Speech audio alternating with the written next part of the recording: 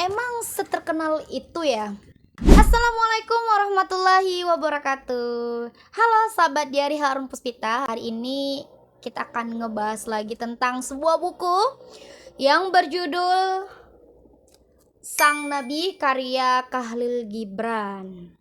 Oke, alhamdulillah buku ini saya dapatkan waktu itu ketika hari Jumat di grup Sobat Kementerian Keuangan Library itu war buku. Dan saya kebagian mendapatkan pinjaman selama paling lama 3 bulan. Dan sempat juga sih waktu itu ngobrol secara Zoom bareng-bareng mereka di Biblio gitu.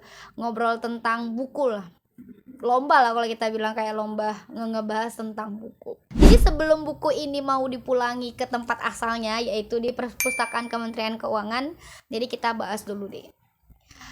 Nah, jadi buku ini diterbitkan pertama kali tahun 1923. Ketika itu umurnya Khalil Gibran itu 40 tahun. Dan selama 30 tahun selama hidupnya sebenarnya dia udah menyiapkan naskah ini. 4 tahun sebelumnya dia itu sebenarnya naskahnya udah selesai, cuman memang sengaja dia simpan aja sebelum akhirnya diterbitkan oleh penerbit. Nah, nama Khalil Gibran ini sebenarnya saya tertarik, dia tuh kayak ke Arab-Araban, dan ternyata Khalil Gibran ini bukan orang Muslim, melainkan orang Kristen gitu. Nama Khalil Gibran ini berarti dia dari orang Arab gitu. Naskah aslinya sebenarnya bahasa Arab tapi tidak diterbitkan, dan diterbitkan pertama kali dalam bahasa Inggris. Nah, di situ setelah dia terbit barulah diterjemahkan oleh beberapa bahasa, dan pada tahun 1998 sudah 25 bahasa, berarti udah terkenal di berbagai banyak negara. Ya buku ini. Nah, diceritakan tentang seorang Al-Mustafa yang artinya terpilih dalam bahasa Indonesia. Dia mengasingkan diri di sebuah pulau terpencil selama 12 tahun. Nah, setelah itu dia ingin pergi ke kampung halamannya yang namanya Orpales. Dia udah merindukan kampung halamannya. Di saat seperti itulah ada orang-orang yang datang menyambut dia, dan sebelum kepergiannya orang-orang itu ingin diajarkan lah tentang hakikat kehidupan. Nah, disitulah si Al-Mustafa itu bercerita pertama kali Al-Mitra yang merupakan seorang ahli peramal bertanya tentang Al-Mustafa ini apa itu tentang cinta, pernikahan, anak, harta, kerja, suka duka, perlihan rumah, pakaian, jual beli, kejahatan dan hukumnya, sampai pada akhirnya tentang kematian.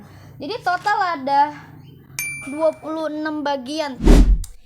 Jadi saya lihat ternyata Khalil Gibran ini adalah buku puisi novel atau yang kita sebut dengan prosa. Poinnya adalah dia bisa dibaca sekali duduk, berarti dalam satu hari kita nih bisa menghabiskan bukunya Khalil Gibran. Ada 3 sudut pandang sebenarnya dari buku ini. Di awal-awal bab itu udah dinyatakan sebelum masuk, itu kata penerbitnya sendiri bahwa buku ini itu ada dari 3 sudut pandang. Yang pertama sudut pandang seorang puitis, yang kedua sudut pandang orang awam sama seperti saya, dan yang ketiga adalah sudut pandang orang yang akan membaca buku ini. Nah, pada pertama kali saya baca buku ini jelas dong nggak ngerti sama sekali apa sih kehebatan isi dari buku ini dan kenapa harus seterkenal itu gitu.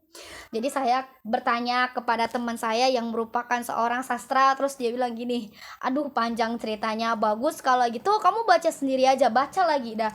Dan ketika saya baca 2 kali, saya memposisikan diri sebagai seorang penyair juga. Di situ saya memahami bahwa letak keindahan dari sastranya ini sangat tinggi, benar-benar. Walaupun memang sebagai seorang awam saya udah membuat persepsi bahwa ini tulisannya bagus gitu, memang tulisannya baik, tapi saya nggak ngerti gitu. Saya pikir malah ilustrasinya pertama kali nggak nyambung. Nah, ternyata setelah saya perhatikan kembali memang benar-benar nyambung. Jadi sebenarnya jangan terkecoh ya, apakah Khalil Gibran ini merupakan seorang muslim? Jelas tidak. Dan ternyata keyakinan yang digambarkan dari buku ini adalah universal, agamanya universal. Muslimnya sedikit, kebanyakan tentang Nasrani, kemudian Buddha, Yahudi gitu. Tunggu dulu, satu lagi contoh cuplikan dari keindahan kalimatnya yang dibilang gini. Kau boleh berusaha menjadi seumpama mereka, tapi jangan berusaha membuat mereka seperti dirimu. Sebab kehidupan tiada surut ke belakang, pun tiada tinggal bersama hari kemarin. Bener-bener tinggi banget kan kalimat-kalimatnya. Jadi kalau kalian penasaran, kalian baca. Tapi memang kita tuh harus memposisikan diri kita sebagai seorang penyair, bukan seorang awam belaka, sehingga kita tahu bahwa letak buku ini sebenarnya berharga. Itu aja yang bisa saya sampaikan dari review buku kali ini. Sampai jumpa di review selanjutnya. Wassalamualaikum warahmatullahi wabarakatuh.